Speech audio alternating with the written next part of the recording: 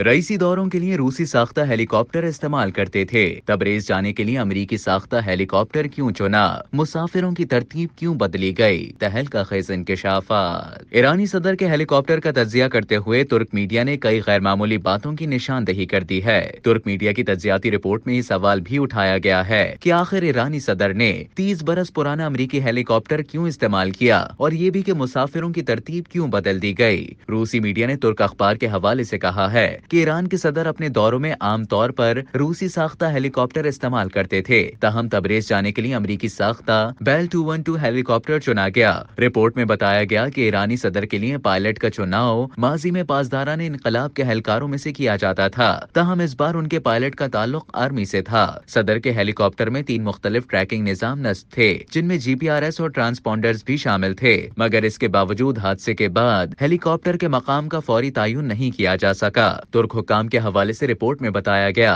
कि वो हेलीकॉप्टर के सिग्नल नोट नहीं कर सके, जिससे जाहिर होता है कि या तो ये निजाम बंद था या मौजूद ही नहीं था। ईरानी सराय के हवाले से बताया गया कि परवाज से कुछ ही देर पहले मुसाफिरों की तरतीब भी बदली गई थी। वजीर खारिजा हुसैन अमीर अब्दुल हयान और तबरेज के गवर्नर मालिक रहमती को हेलीकॉप्टर नंबर 2 में सफर करना था, मगर आखिरी लम्हे में तबरेज के पेश इमाम मोहम्मद आले हाशिम को भी उतार दिया गया। वजीर खारिजा, गवर्नर और पेश इमाम तीनों ही सदर रईसी के हेलीकॉप्टर में थे और हादसे में उनके साथ ही जाँ बहक हो गए। ईरानी हुक्काम के मुताबिक हेलीकॉप्टर तकनीकी खराबी के सबब हादसे का शिकार हुआ।